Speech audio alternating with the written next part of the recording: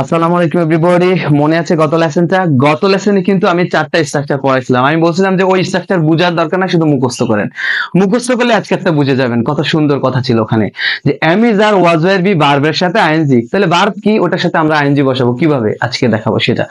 আবার বলছিলাম যে হ্যাভ এ হ্যাভ থাকলে ভি থ্রি, তাহলে ভি ওয়ান টু থ্রি এগুলো কি জিনিস আজকে দেখাবো এটা। এই জন্য আমি বলেছি যে কোনো কিছু জানার দরকার নেই, আপনি এবিসি জানেন তাই না, তাহলে আপনি ইংরেজিতে কথা বলতে পারবেন, শুধু আমার সাথে থাকবেন। ওকে, আবার আমি বলছিলাম যে মডেলস এর পরে ভি ওয়ান, যেমন can could may might will would, এগুলোর পরে ভি ওয়ান। তাহলে ভি ওয়ান কি জিনিস আজকে আমরা শিখবো।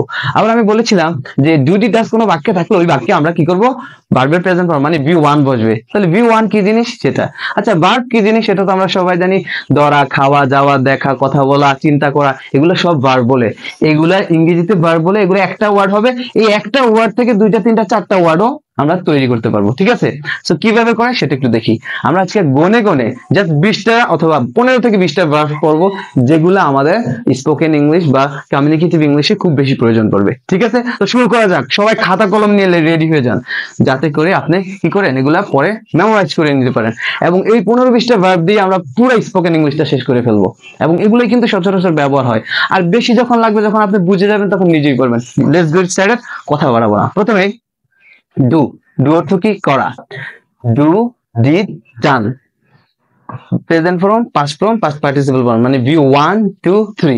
আবার আরেকটা আছে, সেটা হচ্ছে গুইং, যেটাকে আইএনজি ফর্ম বলে। এটা আমাদের দরকার আছে, গুইং। তাহলে সরি, ডুইং। তাহলে ডু, ডিড, ডান, ডুইং গেল আমার একটা। আচ্ছা, দ্বিতীয়ত গো, গো তো যাওয়া। তাহলে গো, ওয়েন্ট, গন, গুইং। গো, ওয়েন্ট, গন, গুইং। 1 নম্বর, 2 নম্বর, 3 নম্বর, ওটাকে বলা হয় আইএনজি ফর্ম। ওটাকে 4 নম্বর বলার সুযোগ নেই, আইএনজি ফর্ম। ঠিক আছে।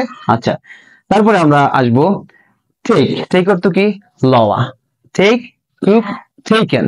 টেক অর্থ লওয়া, টেক টুক টেকেন। টেক অর্থ লওয়া, টেক টুক টেকেন। টেক অর্থ নেওয়া, টেক টুক টেকেন। টেক অর্থ নেওয়া, টেক টুক টেকেন। এভাবে করে পড়বেন। আর আইএনজি ফর্ম হবে টেকিং, রাইট। ভার্বের প্রেজেন্ট ফর্মের সাথে, মানে 1 নম্বরের সাথে আইএনজি হয়। আমরা কিন্তু টেকিং বলছি, টুকিং বলি নাই, রাইট। সো এটা কিন্তু মাথায় রাখতে হবে। আবার তারপরে আসেন মেক। মেক, মেক অর্থ কি, তৈরি করা। মেক অর্থ কি, তৈরি করা। So make, made, made, making. Made, made, made, make, made, made, make, made, made, কয়েকবার মেমোরাইজ করবেন। তারপরে আমাদের আইএনজি ফর্ম মেকিং, রাইট। আবার যেমন গেট, গেট অর্থ পাওয়া। গেট, গট, গটেন অথবা গট, দুইটাই কিন্তু কারেক্ট। ঠিক আছে।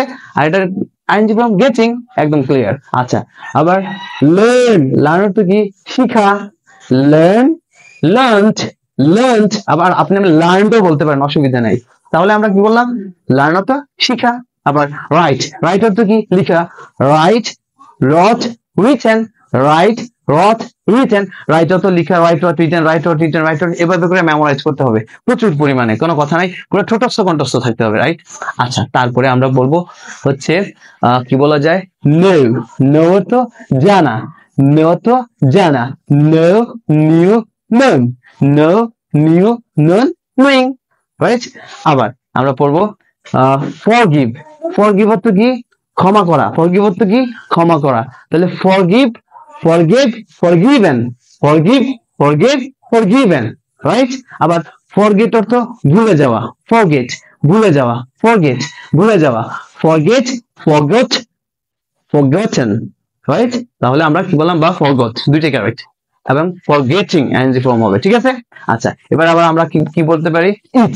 ইট অর্থ কি, খাওয়া। ইট অর্থ খাওয়া। ইট, অ্যাট, ইটেন। আইএনজি ফর্ম হবে ইটিং, রাইট। এই ফর্ম গুলো কিন্তু মেমোরাইজ করলে আমরা ওই রুলস এর সাথে রেখে, যে আগে যে আমরা 4টা রুলস পড়ছি, ওগুলোর সাথে সম্পর্ক রেখে কিন্তু চমৎকার চমৎকার মানে সেন্টেন্স গঠন করতে পারবো।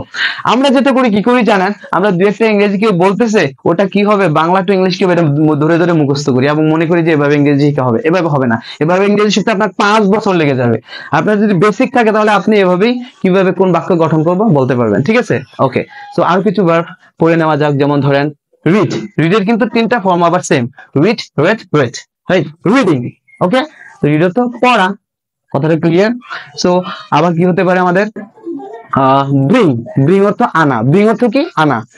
Bring, brought, ব্রট। অনেকে বলবে স্যার তাহলে 2-3 এর অর্থ তো বললেন না। আর এটা অর্থ আমার দরকার নাই। ব্রিং, ব্রট, ব্রট, ব্রিঙ্গিং, ঠিক আছে। আচ্ছা, এবার বাই, বাই অর্থ কি? বাই অর্থ ক্রয় করা বা কেনা, তাহলে buy, bought, bought, buying, buy, bought, bought, তিনটা গেল। আর আইএনজি ফর্ম হবে কি? Buying, buy, bought, bought, buying. Clear? Okay, এবার আমরা কি কি পড়বো? এবার আমরা যেটা পড়বো সেটা হচ্ছে কোন ভার্বটা নেওয়া যায়? হেল্প, হেল্প অর্থ কি? সাহায্য করা। হেল্প অর্থ কি? সাহায্য করা। তাহলে হেল্প, হেল্প, হেল্প, ইডি যোগ করে দিলে কিন্তু এখানে আমার হয়ে যাচ্ছে, রাইট? অনেকগুলো ভার্ব আছে যেগুলো ইডি যোগ করলে হয়ে যাবে, এগুলো কি স্ট্রং ভার্ব বলে নাকি, রাইট? তো এগুলো আমরা পরে শিখবো, এখন এত কিছু জানার দরকার নাই। যে কয়টা ভার্ব আপনাদেরকে আমি পড়িয়েছি, মানে যে কয়টা ভার্ব আমি আপনাদেরকে এখানে এক্সপ্লোর করেছি, এগুলো ভালো করে মেমোরাইজ করেন। এগুলো ভালো করে মেমোরাইজ করার পরে দেখবেন যে আপনার কাছে বিষয়গুলো অনেক ইজি মনে হচ্ছে, পরবর্তী লেসনটা একদম পানির মতো ক্লিয়ার। ওকে, সো এই ভার্বগুলো আমি আরেকবার রিপিট করি একটু, যেমন do, did, done, go, went, gone, ঠিক আছে। Take, took, taken, bring, brought, brought, buy, bought, bought, know, knew, known, learn, learned, learned অথবা learnt, learn, learnt, learnt, problem নাই। ওকে, তারপরে গেট, গট, গট অথবা gotten, right? Give, gave, given, eat, ate, eaten, help, helped, helped, right? এবার আমরা think, দুইটা আরো দুইটা বলতে হবে আমাকে, থিঙ্ক যেটা ব্যবহার হয় অনেক বেশি। থিঙ্ক, থিঙ্ক অর্থ চিন্তা করা। Think, thought, thought, think, thought, thought. Okay, তারপরে হচ্ছে আমাদের এটা আইনজি হবে থিঙ্কিং, ভেরি ক্লিয়ার। ওকে, তারপরে হচ্ছে আমাদের সে, সে অর্থ কি? বলা। সে, সেড, সেড, সে, সেড, সেড, সে অর্থ কি? বলা, ঠিক আছে। টেল অর্থ বলা, টেল, টোল্ড, টোল্ড, টেল, টোল্ড, টোল্ড। আইনজি ফর্ম কি হবে? টেলিং হবে, ভার্বের প্রেজেন্টের সাথে, মানে একের সাথে তো আইনজি হবে, তাই না? ওকে, আশা করি লেসনটা আপনাদের ভালো লেগেছে। এটা ভালো করে মেমোরাইজ করে নেবেন। তারপরে 3 নাম্বার লেসন নিয়ে আমি আপনাদের সাথে আসছি। এতক্ষণ পর্যন্ত সাথে থাকার জন্য অনেক অনেক ধন্যবাদ। দেখা হচ্ছে পরবর্তী ভিডিওতে। আল্লাহ হাফেজ।